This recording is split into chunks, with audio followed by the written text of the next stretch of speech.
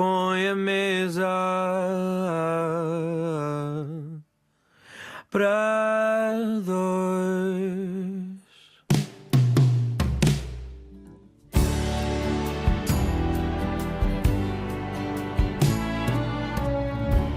Olá, eu sou o Rui Alves de Sousa e hoje vou jantar com o Ricardo Neves Neves, dramaturgo, encenador, foi ator durante uma década, agora dedica-se mais à dramaturgia e à encenação, também é o diretor artístico do Teatro do Elétrico.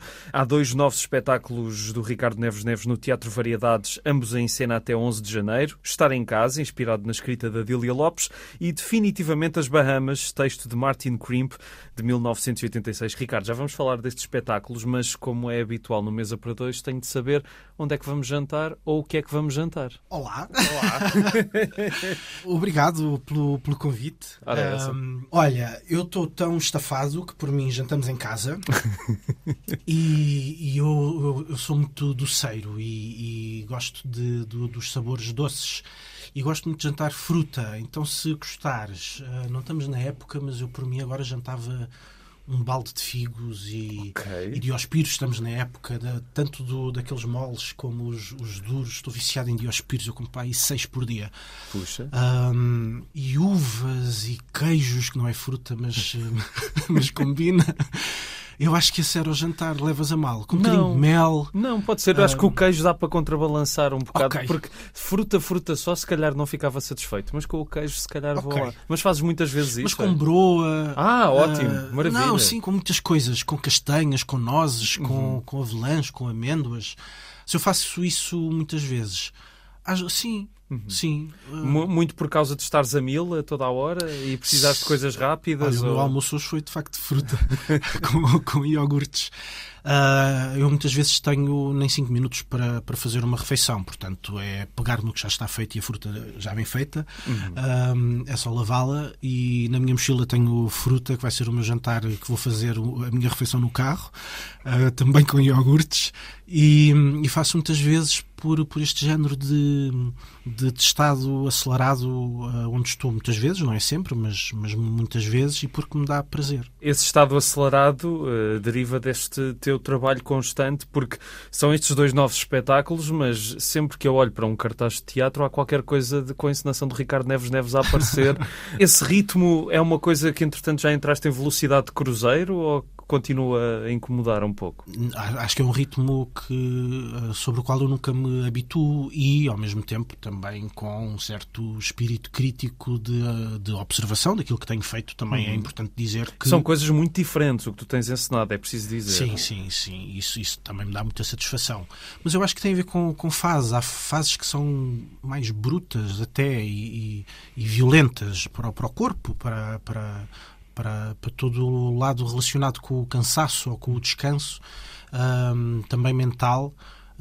E por acaso tenho feito uma observação em que às vezes me sinto de tal forma cansado, mas depois na sala de ensaios todo o lado criativo que vem de um género de impulso, aquele segredo que os deuses nos dizem, esse lado criativo, mesmo que às vezes tarde um bocadinho, tem existido sempre. Isso tem-me dado alguma segurança, mas a verdade é que deves saber, eu faço só teatro, porque muitas vezes nós falamos, ainda aqui há uns tempos teve a Custódia tanto faz teatro, como faz locuções, como faz televisão, como faz cinema. Eu tenho feito só teatro, e o teatro é na verdade muito irregular, em que é comum haver uns meses em que trabalho 100 horas por semana, como depois há meses onde não há muito para fazer. Sim. Isso tem a ver com várias questões, porque nunca sou eu que decido os meus calendários, tem a ver com... Nós, Teatro do Elétrico, não temos um espaço de apresentações próprio, portanto eu estou sempre sujeito aos calendários dos teatros. E aquilo que às vezes acontece é, imagina, se eu gostava de fazer 3 espetáculos por ano, às vezes esses 3 espetáculos acontecem no mesmo trimestre, ou imagina, de setembro a dezembro tenho que fazer os 4 e fico com o primeiro semestre um bocadinho mais desocupado, que acaba por ocupar de outras formas, porque os repertórios, que é uma coisa que não é muitas vezes falado, os repertórios não se fazem sozinhos, ou seja, eu não acordo um dia com uma peça escrita na minha mesa de cabeceira, ou tenho de escrever, ou tenho de investigar sobre um determinado tema, ou então tenho de ler muita coisa até chegar a uma peça que diga, olha, gosto o suficiente para estar uns anos associado a esta peça, porque de facto, por exemplo, a Adília, que estreou agora, nós começámos a planeá-la em 2021 para estrear no final de 2025 e depois ainda há outra questão que já é um bocadinho mais Ou seja, emocional, 4 anos para de uma concretizar, sim. preparação que tem a ver com as várias fases do trabalho. A pré-produção é de facto muito demorada, ou seja, nós temos uma companhia, essa companhia candidata-se aos apoios públicos do Ministério e também das câmaras municipais, há todo um processo onde já apresentamos uma ideia de espetáculo, depois temos de encontrar parceiros para apresentar esse espetáculo, que são teatros, edifícios que nos acolhem na sua programação e têm muitas vezes a programação fechada com 2-3 anos de antecedência. Portanto, eu quando faço uma proposta hoje, em 2025, é muito possível que eu só consiga concretizá-la em 27 ou em 28. E depois também tem a ver com outra coisa que é, penso, o espetáculo de uma determinada forma e essa forma também pede uma determinada equipa. E essa equipa, essas pessoas também têm a sua própria agenda e o seu próprio calendário e às vezes é um puzzle em que, por coincidência, aquelas 15 pessoas, 20, 30, 7, têm o tempo livre necessário para fazer o espetáculo e é um género de uma clareira de uma floresta de agenda em que todos têm coincidência de disponibilidade naquela altura. Então, é um conjunto grande de coincidências em que às vezes, de facto, é preciso 3-4 anos de preparação. E depois é outra coisa um bocadinho, se calhar, mais emocional, ou até um ponto de vista filosófico sobre os espetáculos, que é eles permanecem na nossa memória durante anos. Sim. Isto para dizer, quando leio uma peça, não me chega só a gostar. Eu tenho de gostar de uma forma muito profunda, porque há um trabalho grande que dura anos e há um tempo grande que fica na memória que também dura anos, ainda dura mais do que a preparação, e um convívio diário, quer na sala de ensaios, quer depois no espetáculo em cena. Portanto, procurar repertório e gostar daquela forma é assim um género de um encontro de amor que leva muito tempo de leitura, de investigação e de relação com aquela coisa que está ali escrita. Sim, já vamos falar um bocadinho mais sobre essa preparação e principalmente destes 2 espetáculos, mas entretanto vamos saber qual é que é a primeira canção que escolhes para ouvirmos neste jantar. Então, estive muito indeciso, mas escolhi uma música que ouvi, que já conhecia há algum tempo, mas ouvi no verão e que me ajudou a encontrar um género de sonoridade que gostava para este espetáculo do Estar em Casa. É uma música da Penelope Scott que se chama American Healthcare. E descobriste assim por acaso? Ou... Eu faço assim também assim, um género de pesquisa às escuras de músicas, porque estou sempre à procura de coisas novas e ou de inspiração, ou só um certo estímulo neste caso musical, de qualquer coisa que me agrade, mais ou menos como as uvas e os dióspires. Penelope Scott, a primeira escolha musical do encenador e dramaturgo Ricardo Neves Neves nesta mesa para 2 espetáculos no Teatro Variedades em cena até 11 de janeiro, definitivamente as Bahamas e Estar em Casa, e começo por este. Antes de ouvirmos a canção, estavas a dizer que o princípio deste projeto começou em 2021. Portanto, a Adília Lopes ainda estava entre nós. Pergunto, de alguma maneira, houve algum contacto com ela da tua parte por causa deste espetáculo? Com ou não? muita pena, nunca conheci a Adília, mas nós falámos com a editora e tratámos dos direitos no princípio através da editora, que informou a Adília que havia a intenção de fazer um espetáculo, e a Adília, para além de ter autorizado daquilo que nos passaram, ela ficou contente com a possibilidade de se fazer um espetáculo a partir dos textos dela. De repente recebemos a triste notícia de que ela ainda nem fez um ano, de que ela morreu, e fiquei muito surpreendido, obviamente triste, porque tinha a expectativa de fazer o espetáculo também para ela. E a verdade é que tanto na escolha dos textos como nos ensaios, pensei muito sobre a possibilidade de ela assistir. Mesmo já sabendo que isso não seria possível, mas pus-me muitas vezes nesse... Não sei, não é bem o papel, mas nessa perspectiva de lhe mostrar o meu ponto de vista sobre aquele que é o trabalho dela. E é sempre um trabalho difícil, não é bem ingrato, mas é arriscado. de pegar nos textos de um autor que esteve vivo até há pouco tempo, onde há muita gente com quem cruzo, que conheceu pessoalmente e que também conhece bem a obra, e fica assim um género de peso de como é que se leva a cena uma coisa que é conhecida de tanta gente. Sim. E que faz parte da sensibilidade, do gosto de tantas pessoas.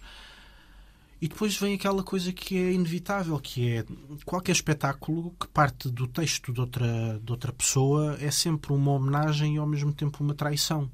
É uma homenagem porque, enfim, estamos a pensar durante meses sobre aquilo que alguém escreveu, levamos a cena e tentamos defender o melhor que conseguimos, mesmo que, enfim, a gente às vezes espalha ao comprido.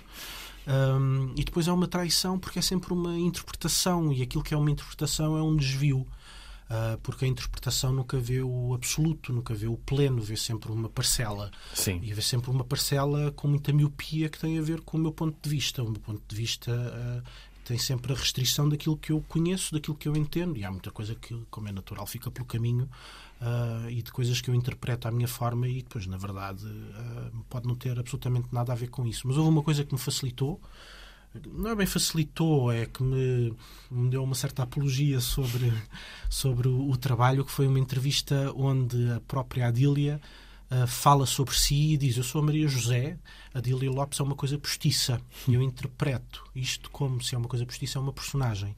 Se é uma personagem, como nós habitualmente trabalhamos personagens de outras peças e já é uma coisa mais familiar. Então, se é uma personagem, é natural que eu tenha a minha própria interpretação a partir daquilo que existe e está escrito e posso ver e pesquisar, etc. Mas é sempre uma interpretação minha. Se a minha interpretação for errada, distante daquilo que acontece, estamos a falar de ficção, estamos a falar de uma coisa que é postiça. Claro. E então fiquei um bocadinho mais à vontade. Para além depois toda a outra coisa que é o trágico do teatro, que é o efêmero da arte, é também às vezes um género de escapatória para o erro. Porque o espetáculo não dura para sempre, porque pode vir a seguir outra pessoa a fazer um espetáculo com a mesma premissa. Sim. E corrigir, fazer de outra forma. Então, como nada é, eu vou usar outra vez a mesma palavra, é absoluto, como nada se impõe, e também só vai ver quem quer, como nada se impõe. Acho que também há aqui um lado, porque senão é impossível criar e fazer, um lado que liberta o peso de cumprir ou não cumprir, ainda por cima a memória de uma pessoa, mas cumprir uma ideia, um pensamento sobre uma obra, sobre uma vida, na verdade. Há pouco estavas a dizer que nestes trabalhos em que pegas na obra de um autor havia o risco de poderes espalhar ao comprido. Isso aconteceu em algum dos teus espetáculos que partia de obras de outros? Se calhar em todos. Eu é que se calhar não recebo a notificação da multa para pagar. Mas sim, eu acho que sim. Ou seja, em quase sempre que nós lemos qualquer coisa, uma biografia de um pintor ou uma biografia de um dramaturgo, agora estou a trabalhar Pinter no Teatro Experimental de Cascais, e na biografia dele sobre outras encenações ou outros textos de Pinter, há sempre alguém que interpreta uma cena, ou uma personagem, ou uma peça, e passado 4 parágrafos vem Pinter diz que não é nada daquilo. E isso deve estar sempre a acontecer. É um bocadinho como Paulo Arrego também me lembro de, sei lá, acho que ainda estava no conservatório ver uma entrevista sobre Paulo Arrego e a interpretação da menina e os coelhos, e lembro do jornalista ou da jornalista fazer uma interpretação complexa sobre a relação da menina ou da mulher com o coelho, e no final a Paulo Arrego diz do género: não, a menina e o coelho estão a brincar. E então às vezes é essa coisa. E depois também é aquela coisa gira, ou seja, eu também escrevo e também já houve outras pessoas que ensinaram textos meus, e eu vou ver sempre com muita curiosidade e entusiasmo, e por um lado às vezes leio nos textos coisas que não escrevi, mas que os tornam mais interessantes. E depois também acontece o contrário de isto é mais fácil. não é isso tudo. Isso é muito complicado o que estão a dizer, que o texto é tudo mais fácil. E então às vezes é essa, às vezes não, acho que há sempre essa coisa que é a interpretação acrescenta e retira, a interpretação homenageia e trai. Acho que é comum, constante, em qualquer que seja a abordagem. Sim.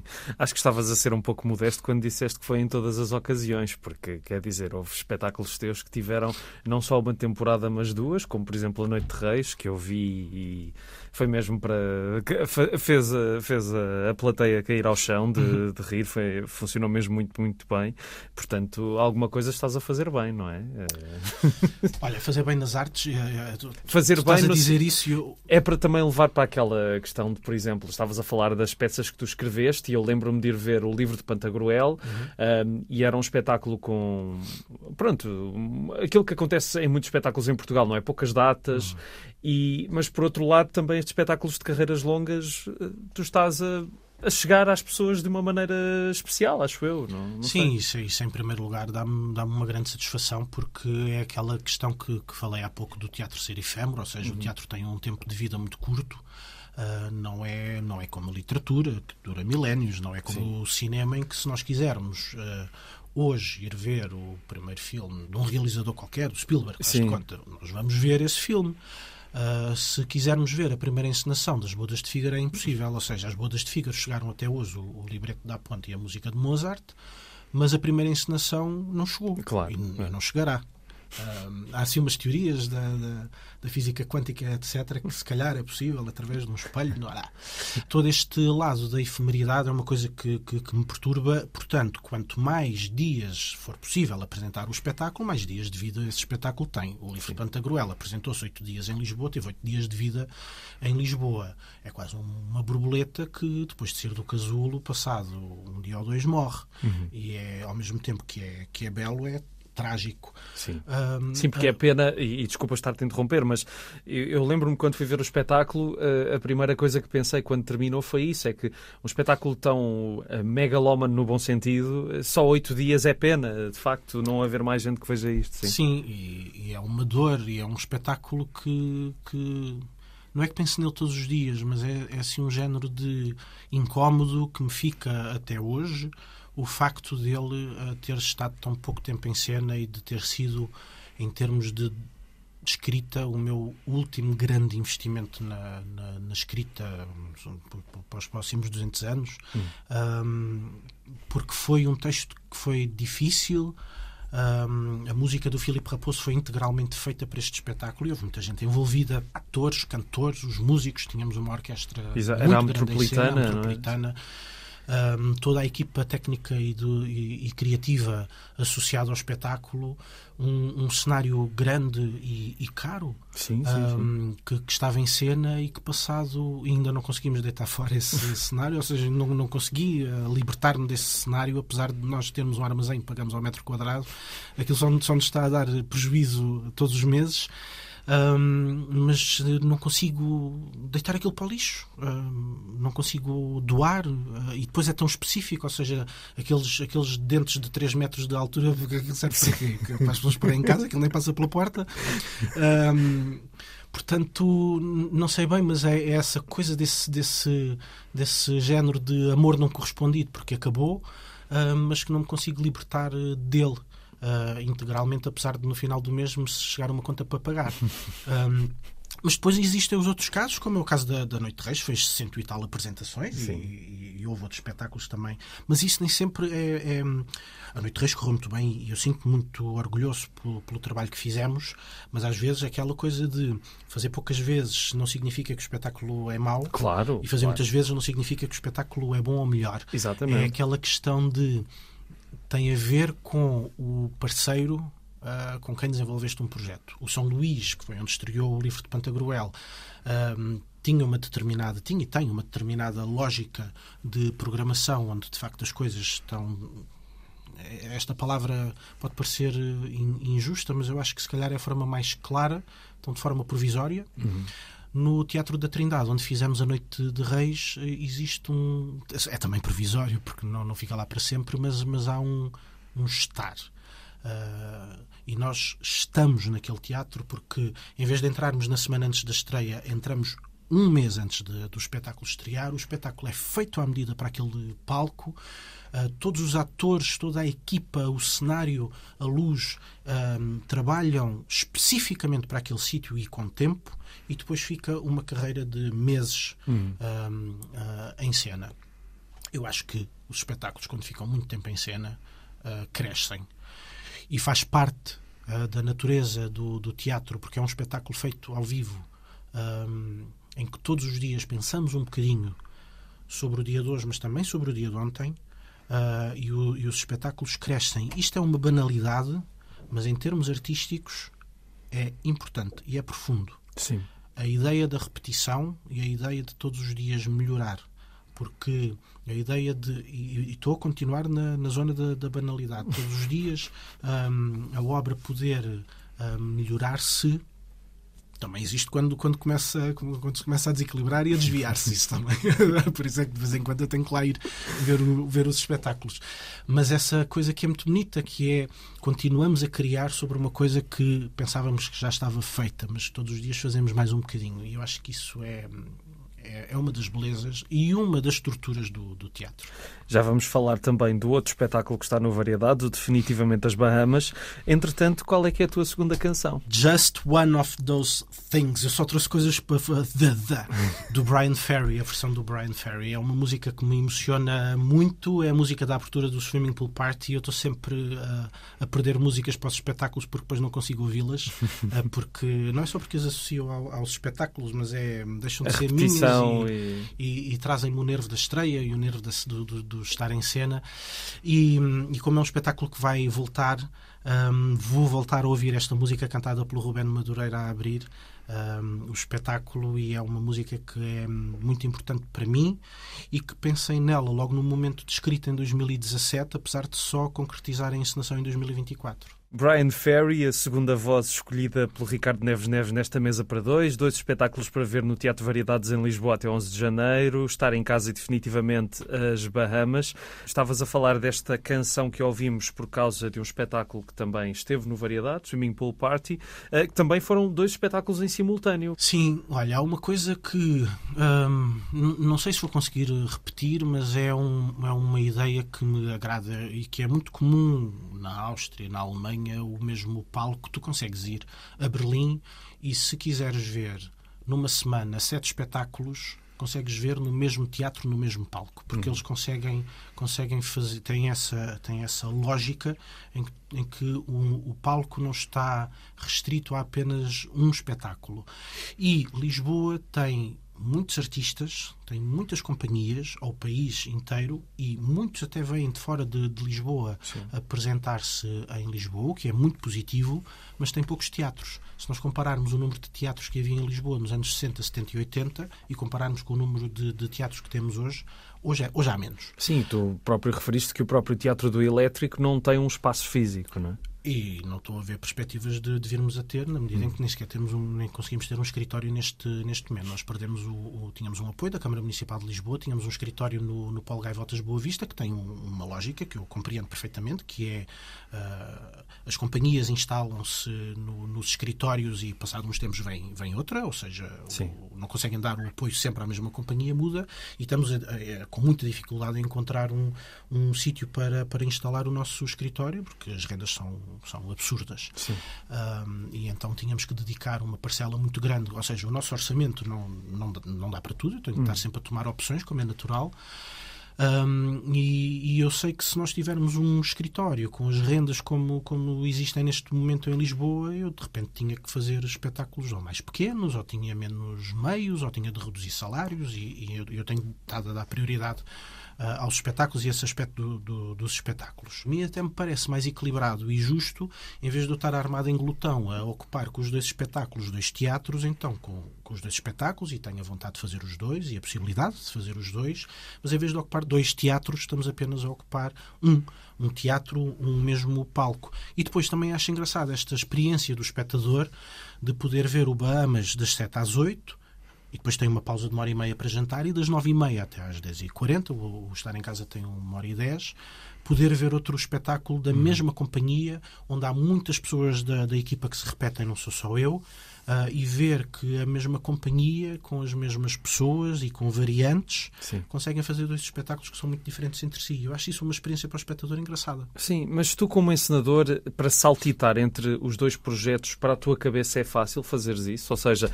vias para os ensaios do Definitivamente as Bahamas e depois para o Estar em Casa, registros diferentes, contextos diferentes, para ti esse saltitar até é algo que te estimula mais ou não? Olha, nada na minha cabeça é muito fácil. Tudo me custa muito, pensar é doloroso. Mas gosto de fazer várias coisas ao mesmo tempo. E às vezes nem é só encenar 2 espetáculos ao mesmo tempo, ou estou a encenar e a dar aulas, ou estou a encenar um texto e a escrever, ou a fazer produção e a organizar, a fazer trabalho de organização, ou a preparar uma digressão. E eu acho muita graça esse género de variedade e de vida, esta coisa meio fervilhante das companhias. E sim, se calhar é estimulante poder descobrir no espetáculo número 2 aquilo que não consegui no espetáculo número 1. Por exemplo, agora o Pinter que nós estamos a trabalhar no Teatro Experimental de Cascais é também a junção de 2 peças. E ontem nós estávamos terminámos o dia a ler uma delas, mas foi ao ler a peça número 1 que eu encontrei o raciocínio para chegar ao final da peça número 2. E às vezes essa coisa de um pensamento nem sempre é aplicado naquilo que está à minha frente. E então, sei lá, é quase como se a pergunta para uma coisa me serve de resposta para outra. E sim, é estimulante, é divertido, é um quebra-cabeças, mas gosto. Mas isso também, por exemplo, agora que o Definitivamente as Bahamas e o Estar em Casa estão em cena e tu estás com a tua cabeça no Pinter, pensar nestes espetáculos para ti é fácil ou no meio desse frenesim tiveste de ir deitando algumas coisas para fora da tua cabeça para te dedicares ao que estás a fazer agora? Olha, tenho ido poucas vezes ao Variedades ver o andamento, mas todos os dias me explicam o que é que aconteceu e como é que o espetáculo correu, e tenho também falado com os atores e perguntado como é que tem corrido, ou às vezes eles espontaneamente, mesmo sem eu perguntar nada, contam-me. Não é que tenha propriamente memória curta, mas muitas vezes vou ver os espetáculos e pois é, a gente fez assim. às vezes parece que vou... Imagina, desde a estreia, quer dizer, desde o ensaio geral, que eu não vejo, porque eu estava no teatro nas estreias, tanto do Estar em Casa como do Bahamas, e também estreámos no princípio estreámos Força de Produção no princípio de novembro, o Mães, e eu tenho ficado do lado de fora porque não sei se estou a ficar fraco, mas fico muito nervoso, então fico do lado de fora, não quero saber como é que está a acontecer. E como também agora, felizmente, temos uma equipa competente e tudo mais, eu sei que se eu estivesse lá na eventualidade de acontecer algum imprevisto, que eu ia atrapalhar mais do que ajudar, porque de certeza que a equipa saberia resolver. Ou seja, desde o dia do ensaio geral que não vejo nem um espetáculo nem outro, e às vezes, e depois volto passado 2 semanas, 3 semanas, mas ainda tenho a memória dos 3 ou 4 dias antes da estreia e esqueci-me que fizemos aquela pequena alteração. Ou aquela tal evolução da repetição, os atores continuam a surpreender.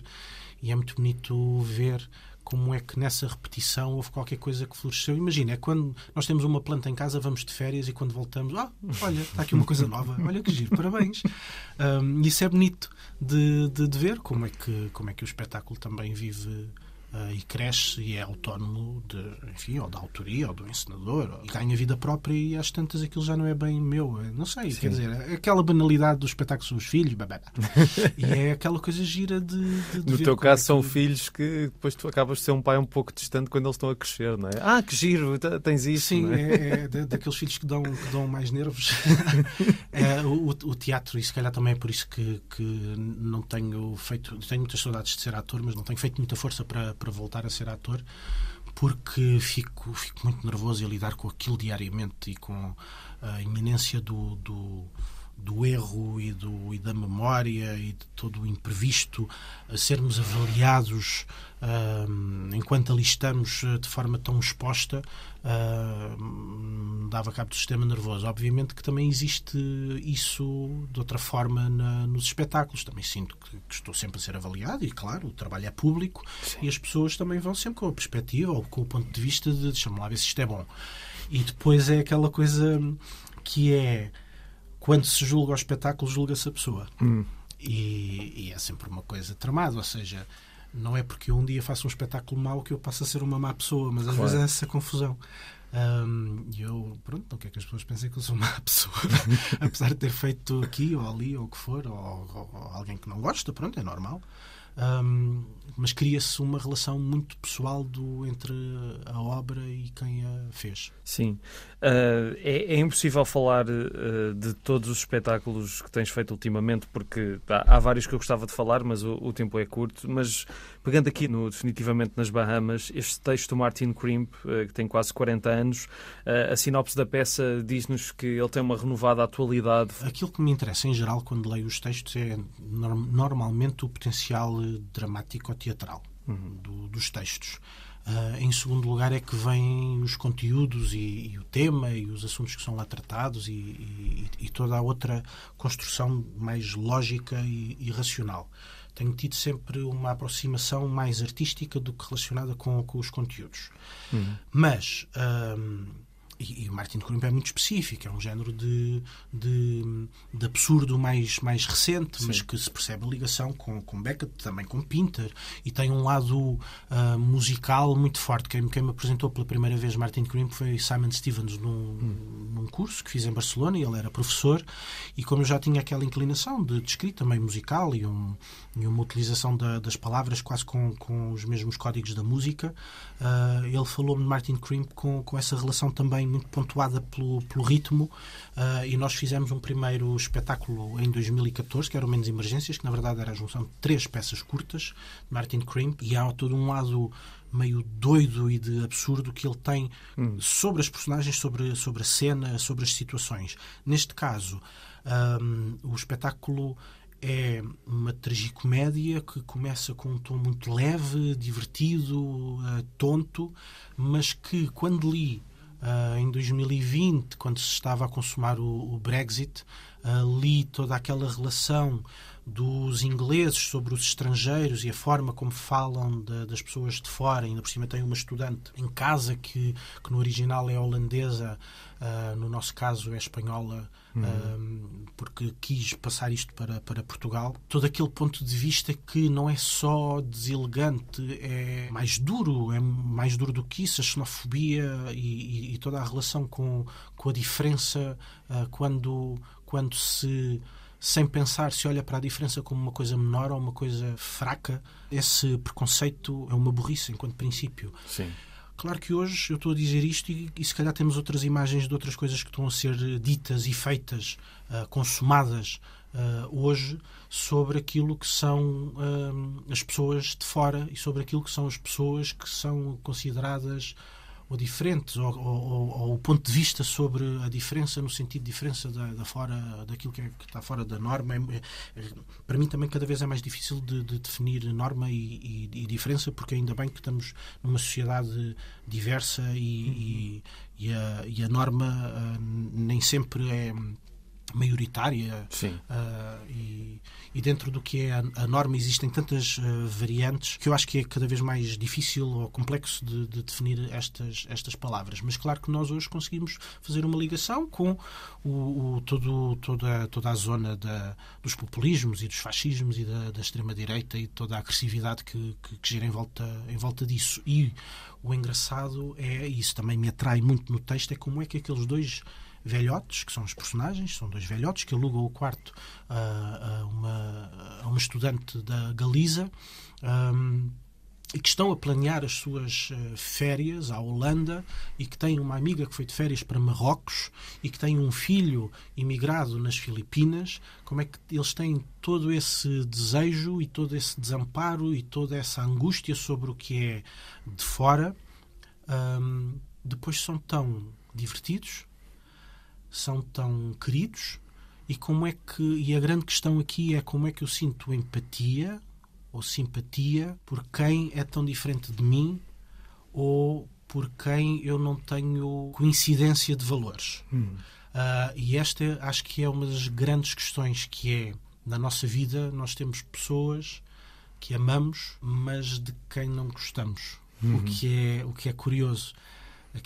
Não é só aquela banalidade de dizer do tio inconveniente na noite de Natal, mas quantas vezes é que nós amamos quem nos faz mal, quem nos perturba, quem é de tal forma oposto a nós. E agora já um nível mais grave é como é que nós toleramos determinadas agressões. Nesta peça, tu já falaste da Custódia Galego. É galego, Ela pois. diz sempre, galegas são as couves. Que eu também a vi na Médica, que também foi um ótimo espetáculo, e já é uma atriz, já simpatizaram tanto os dois que isto agora é uma relação para continuar também. Olha, nós somos também amigos, mas na verdade começámos por trabalhar juntos e depois percebemos que há também um entendimento pessoal e tem-se vindo a repetir. Às vezes pode parecer assim um género de inclinação para escolher sempre as mesmas pessoas, mas partilhar sala de ensaios com quem temos um entendimento artístico e pessoal, o trabalho vai mais longe. É inevitável. Não vamos fingir que não é assim. Como é natural, já trabalhei muitas vezes com quem não conhecia pessoalmente e com quem nunca tinha trabalhado, e estou neste momento em ensaios onde